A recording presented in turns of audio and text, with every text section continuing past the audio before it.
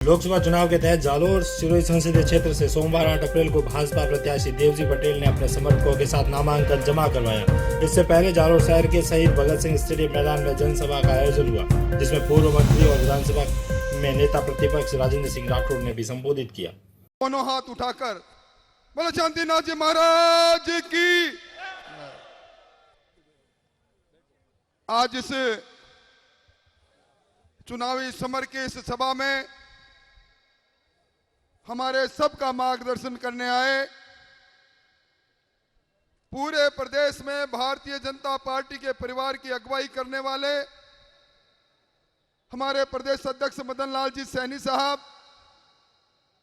और अभी अभी जिनका आपने बड़ी मीठी भाषा के अंदर मैं देख रहा था, देवजी भाई बोल रहे थे, आपकी निगाहें उनके चेहरे पर टिक रही थी। अपनों से अपनों की बात कहने वाले आपके पूर्व, भूतपूर्व और आने वाले समय में इस पूरे राजस्थान में रिकॉर्ड मतों से जीतकर हिंदुस्तान की सबसे बड़ी पंचायत में जाने वाले यहां के दमदार जानदार नेता देवजी भाई, मंच पर आसीन हमारे जिला अध्यक्ष रविंदर सिंह जी, सिरोही के जिला अध्यक्ष नारायण जी,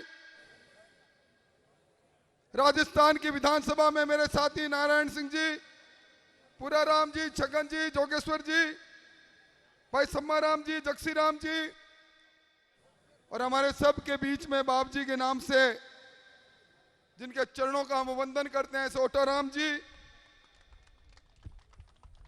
बहन पायल जी, बने सिंह जी, धनराज जी, और आज इस कार्यक्रम के साक्षी बने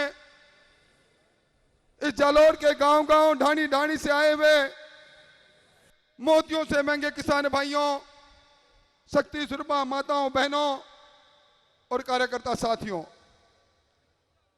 मैं कोई लंबी बात कहने खड़ा नहीं हुआ, पर यह जरूर कहूंगा कि इस लोकतंत्र का समर अब सज चुका है। पहले राज लेने के लिए तलवार उठानी पड़ती थी, भाला उठाना पड़ता था, सर कटाने पड़ते थे। अब तलवार उठाने की जरूरत नहीं है, अब सर कटाने की जरूरत नहीं, सर गिनाने की जरूरत है। और मैं कहूंगा कि आपकी इतनी बड़ी संख्या में यह भारतीय जनता पार्टी की सेना खड़ी है। मुझे कोई कह रहा था कि भारतीय जनता पार्टी की सेना को यहां देवजी की सेना भी कहते हैं। आप धर्म ग्रंथों को उठाकर देख लो, जब जब देव सेना के सामने असुर की सेना आई है, देव की सेना जीती है। हमारी विजय श्री निश्चित तौर पर होगी। आज इस सभा में आपके चेहरे को देखकर मुझे लगता है भाइयों, यह चुनाव साधारण चुनाव नहीं है। 125 करोड़ इस हिंदुस्तान के मतदाता ये तय करने वाले हैं कि इस देश के तख्त पर इसकी तस्वीर और तकदीर बदलने के लिए कौन व्यक्ति इस देश की अगुवाई करेगा। 5 दशक तक इस देश के अंदर एक ही परिवार के 4-4 पीढ़ियों ने राज किया। नेहरू जी से लेकर सोनिया जी तक के।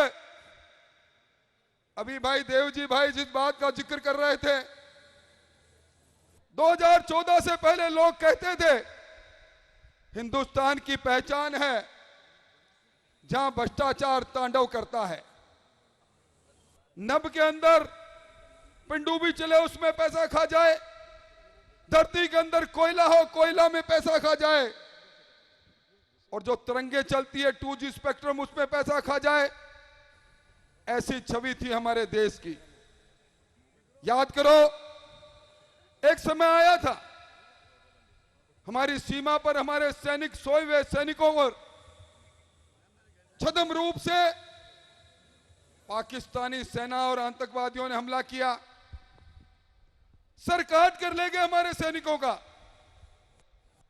सैनिक की विधवा ने जंतर मंतर पर धरना दे दिया। पूरे देश के अंदर आक्रोश हुआ। हिंदुस्तान की संसद चल रही थी, वहां लोगों ने पूछा, जवाब दो प्रधानमंत्री मनमोहन सिंह जी, बोलो इस देश का अपमान कब तक होगा। 7 दिन तक संसद ठप रही, परंतु उस समय के मौनी बाबा मनमोहन सिंह जी ने एक शब्द नहीं बोला। और एक समय अभी आपने देखा, उरी की घटना हुई। 56 इंच सीना वाले हमारे देश के प्रधानमंत्री जी ने कहा, शहीदों की शहादत बेकार नहीं जाएगी। सर्जिकल स्ट्राइक हुआ और उसके बाद पुलवामा के अंदर जिस प्रकार की घटना हुई और देश के प्रधानमंत्री जी ने कहा कि इस बार बड़ी गलती कर गए हो, इसकी कीमत चुकानी पड़ेगी। मुझे गर्व है इस बात का। मैं 600 किलोमीटर दूर से चलकर आया हूं, चूरू की धरती से चलकर आया हूं, और जिस दिन पुलवामा की घटना को 12 दिन थे, उस दिन प्रधानमंत्री चूरू गए, चूरू में सभा थी उनकी, और उसी दिन उस पाकिस्तान की मांद में जाकर, शेर की मांद में जाकर शिकार करने वाला अगर इस देश के अंदर कोई प्रधानमंत्री हुआ तो नरेंद्र भाई मोदी हुए। दुनिया कहती थी इजराइल और अमेरिका बदला ले सकते हैं अपने दुश्मन का, खोज सकते हैं। अब कहते हैं हिंदुस्तान भी कम नहीं। इसलिए भाइयों, यह चुनाव साधारण चुनाव नहीं। इस चुनाव में फैसला इस बात का होना है, ये देश किसके हाथ में सुरक्षित रहेगा। इस देश के मान और सम्मान को विश्व के मंच पर कौन ऊंचा लेकर जाएगा। इस देश में गरीब का कल्याण कौन करेगा।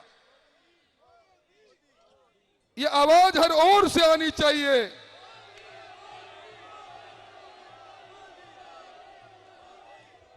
इसलिए मैं एक ही बात कहूंगा, आपका वोट भ्रष्टाचार पर चोट है। आपका वोट देश के सम्मान का वोट है। आपका वोट उस गरीब को वोट है, उस गरीब के कल्याण का वोट है जिसकी योजनाओं के बारे में देव जी ने बताया। आप बड़े खुशकिस्मत हो। मैं देव जी भाई को बरसों से जानता हूं। यहां जिस किसी को भी आपने संसद में भेजा, वापस आने वाले लोगों की संख्या कम थी। पर ये देव जी भाई दिल्ली में रहो, चाहे जालौर में रहो, चाहे कहीं भी रहो, आपके विकास के लिए मैंने इनको कई केंद्रीय मंत्रियों से बात करते देखा और सुना। अंगद के पैर की तरह विकास के लिए आपके लिए लड़ने वाला भी व्यक्ति बैठा है।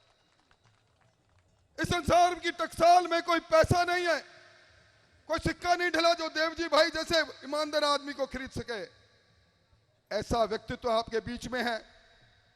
और दूसरी ओर भाइयों, ये रतन जी देवासी एक बार एमएलए बने, उप मुख्य सचेतक बने। हम उनके सामने बैठे थे और एक बार में पूत के पग दिख गए, पूरा इलाका कराह उठा। कितने लोग मिला करते थे। संदेश आया है, या तो इस जमीन के, इस धंधे में, इस काम के अंदर मेरा या मेरे भतीजे का मेरा नाम लिख देना, वरना कल दूसरी तैयारी कर लेना। यानी एक ऐसा व्यक्ति जिसने एक बार के अंदर भी अपना रौद्र रूप दिखा दिया। इसलिए भाइयों, बदला लेने का समय है। वोट की चोट से ऐसे आदमी को नस्ते नबूद करने का समय है। अभी मुझसे पहले देवजी भाई बात कर रहे थे, आप किसान भाई हो, धरती का सीना चीर कर अन्न पैदा करते हो। किसी ने सोचा इस देश में किसान की आमदन दुगनी होनी चाहिए। पहली बार देश के प्रधानमंत्री जी ने सोचा 22 फसलों का मिनिमम सपोर्ट प्राइस तय किया गया।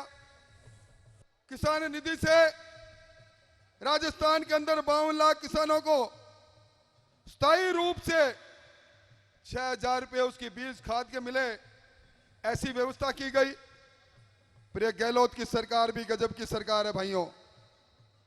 इस सरकार ने 52 लाख किसानों के हक पर डाका डालने का काम किया, और सिर्फ 52 लाख किसानों में जो कलेक्टर के यहां से, तहसीलदार पटवारी के यहां से वेरिफिकेशन होना चाहिए था, वो नहीं किया।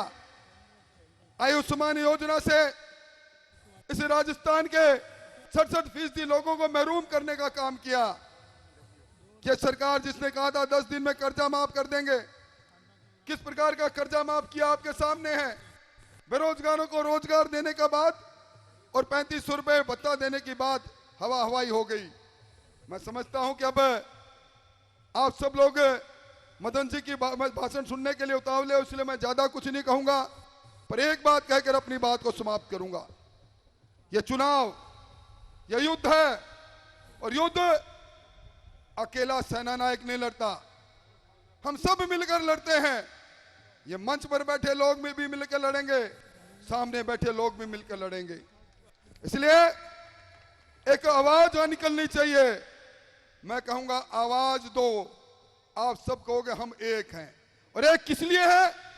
देवजी भाई आज के बाद भूल जाना, ये देव सेना गांव में जाएगी, ये देव सेना मोहल्ले में जाएगी। इस देव सेना के सामने दूसरे असुरों की सेना टिकेगी नहीं। और ये जो आवाज के साथ कहेंगे हम एक हैं, तो आप अकेले नहीं, हम सब चुनावी दंगल में उतर चुके हैं। तो मेरे साथ आवाज में आवाज मिलाकर कहेंगे आवाज दो। मजा नहीं आया भाई, पीछे से आवाज नहीं आई। आवाज दो, हम एक हैं, आवाज दो, हम एक हैं। भारतीय जनता पार्टी जिंदाबाद, जिंदाबाद जिंदाबाद, देवजी भाई जिंदाबाद, जिंदाबाद जिंदाबाद, देवजी भाई जिंदाबाद, जिंदाबाद जिंदाबाद, आवाज दो। हम एक हैं। बहुत बहुत धन्यवाद, धन्यवाद, धन्यवाद।